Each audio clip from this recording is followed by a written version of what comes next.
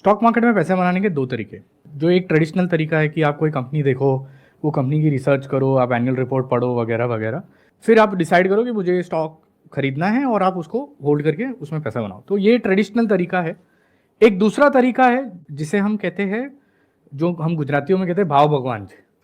तो भाव भगवान है, यानी वो प्राइस को देख के, deeper understanding of the price से हम स्ट्रेटजीज बनाते कि जिसमें इन्वेस्ट करना चाहिए, ट्रेड करना चाहिए। तो पहली चीज तो ये है कि पहले आप अपने आप को कंपार्टमेंटलाइज कर लो।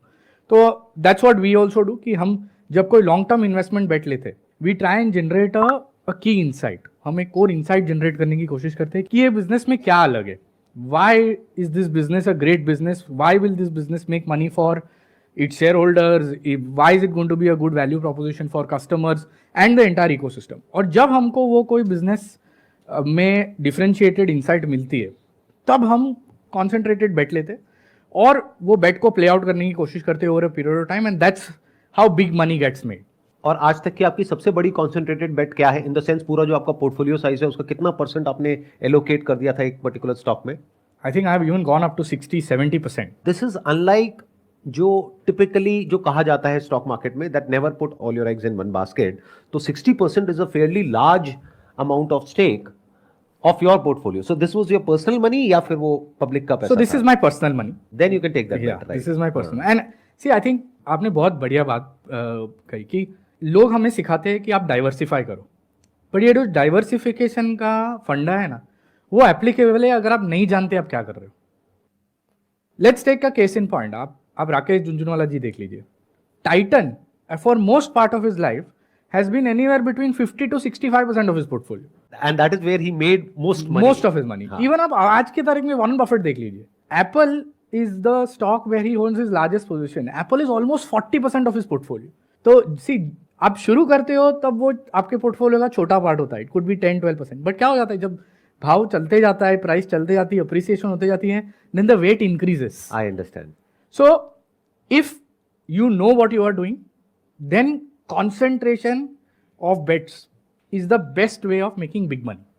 अगर आप डेप्थ में हो, सी बिकॉज अगर लेट्स टेक अ केस, आप खुद आपका बिजनेस रन कर रहे हो, तो you are anyway 100% owner and you know everything about your business in depth. अगर आप वो सेम डेप्थ किसी स्टॉक के लिए या किसी भी सेक्टर के लिए बिल्ड कर सकते हो, तो you can actually go deep. And I often से कि स्टॉक मार्केट में पैसा बनाने का दो तरीका है। एक है कि आप डेप्थ से बनाओ, यानी let's say you find your ground कि ये मेरी एरिया ऑफ एक्सपर्टीज है। सो कई बार मैंने देखा है कि जो लोग एक्सपर्ट होते हैं, लेट्स से हम कोई आईटी प्रोफेशनल है, आईटी इंडस्ट्री में काम करता है, वो आईटी के ट्रेंड्स अच्छे से पकड़ पाता है, तो वो आईटी सेक्टर में ही वो लाइफ टाइम पैसे बनाते हैं। कोई स्टील सेक्टर का एक्सपर्ट है तो वो स्टील सेक्टर में ही पैसा बनाता है साइकिल्स प्ले करके। तो एक डेप्थ का तरीका है, दूसरा है ब्रेथ का तरीका।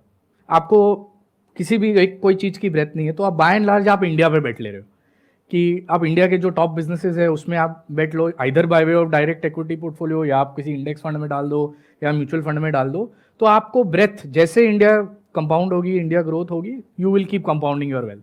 आई एम श्योर इतने सालों में कुछ बेट्स आपकी हैं जो सही लैंड करी होंगी और कुछ हैं जो बहुत खराब भी लैंड करी होंगी, यानी कुछ बहुत बड़ा लॉस हुआ होगा। तो आज तक आपको जो भी सबसे बड़ा लॉस हुआ है, I don't want to know the name of the company, but I want to understand कि आपने वहां से क्या सीखा। क्योंकि when we talk about taking a bet, no matter आपके पास में कितनी इंफॉर्मेशन है या कितनी क्लैरिटी है या कितनी अंडरस्टैंडिंग है उस बिजनेस की, बट आपको सब कुछ तो नहीं पता है। अंदर क्या चल रहा है वो तो अंदर मैनेजमेंट को ही पता है। करेक्ट। तो आई एम श्योर आपकी बहुत सारी बेट्स गलत भी रही होंगी। तो जो बेट आपकी सबसे गलत रही पास्ट में, वहां से आपने क्या सीखा? Let's take 2 cases. तो पहली जो मेरी सबसे बुरी बेट थी और जिसमें जो मेरा सबसे बड़ा लेसन था, वो ये था कि इफ़ यू आर रॉन्ग